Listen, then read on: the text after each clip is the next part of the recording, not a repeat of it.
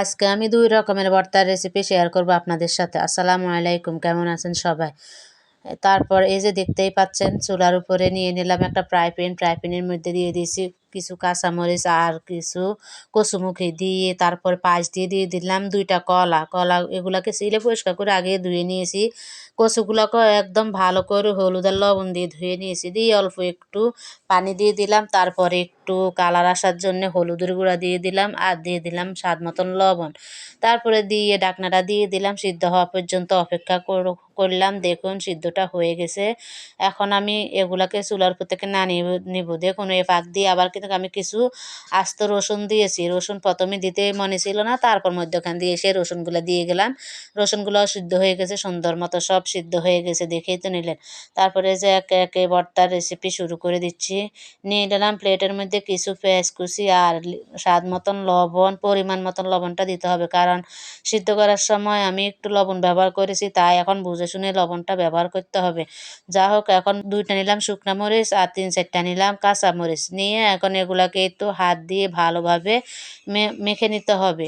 মেখে তারপরে পেঁয়াজগুলোকে টেনে এর সাথে ভালো মতো মেখে নিতে হবে, মানে ভালোভাবে পেঁয়াজের সাথে কাঁচা মরিচের সাথে সব একসাথে মিশে একাকার করে মিলিয়ে দিতে হবে। যা হোক, তারপরে দিয়ে দিলাম এখানে আমি কিছু রসুনের কোয়াগুলাকে দিয়ে ভালোভাবে মিশিয়ে নিচ্ছি। তারপরে সবগুলাকে একসাথে ভালো করে মেখে নিব। মেখে নেওয়ার পরে তারপরে যে কসুর মুখিগুলো সিদ্ধ করে নিয়েছি, এখন কসুর মুখাগুলা নিয়ে নিব। নিয়ে এগুলাকেও এখন হাত দিয়ে ভালোভাবে মেখে নিব সবগুলা কসুর মুখা। আসলে কসুর মুখা কিন্তু কি তেলে ভাজা ভর্তা করলে আরো বেশি স্বাদ, কিন্তু কি আমি আজকে সিদ্ধ করে ভর্তাটার রেসিপি শেয়ার করলাম আপনাদের সাথে। যা হোক, সবগুলাকে ভালোভাবে মেখে নিয়েছি। নিয়ে তারপরে একটু সরিষার তেল দিয়ে দিয়েছি। সরিষার তেল দিলে তো ভর্তার আর কোনো বাকিই থাকলো না, মানে সরিষার তেলটাই হয়েছে স্পেশাল। সরিষার তেল না দিলে কোনো ভর্তাই স্বাদ হয় না। হাতে মাখা ভর্তা তো সরিষার তেল দিতেই হোক। তারপরে আমি আবারও একটু লবণ দিয়ে দিলাম, দিয়ে আবারও ভালোভাবে মেখে নিচ্ছি।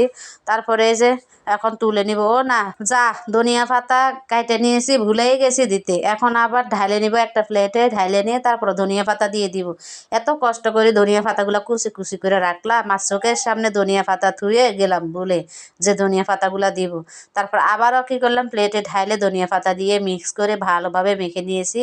নিয়ে যে এখন আবার তুলে নিচ্ছি একটা প্লেটে। হয়ে গেল আমার কচুর মুখে ভর্তা। এখন ওই যে 2টা কলা সিদ্ধ করে রেখেছি পাশ দিয়ে, ওই 2টা কলার ভর্তা এখন করে নিব। নিয়ে নিলাম প্লেটের মধ্যে পেঁয়াজ কুচি, কাঁচামরিচ কুচি। এবার কিন্তু কি আগে ভাগেই ধনিয়া পাতা নিয়ে নিয়েছি প্লেটের মধ্যে, যাতে ভুলে না যায়।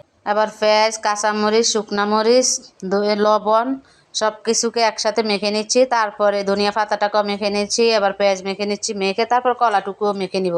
আসলে আমি কলার ভর্তা সম্পূর্ণ দেখাতে পারি না, এই জন্য দুঃখিত। আর কি দেখাবো, এতে সব কিছু তো মেখেই নিচ্ছি, আপনাদেরকে দেখাই দিচ্ছি। তারপরে শুধু লাস্টে একটু সরিষার তেল দিয়ে তারপরে কলাটাকে মেখে তুলে নিব। এই ছিল আমার 2 রকমের ভর্তা। আজকের ভিডিও এই পর্যন্ত। সবাই ভালো থাকুন, সুস্থ থাকুন। আল্লাহ হাফেজ।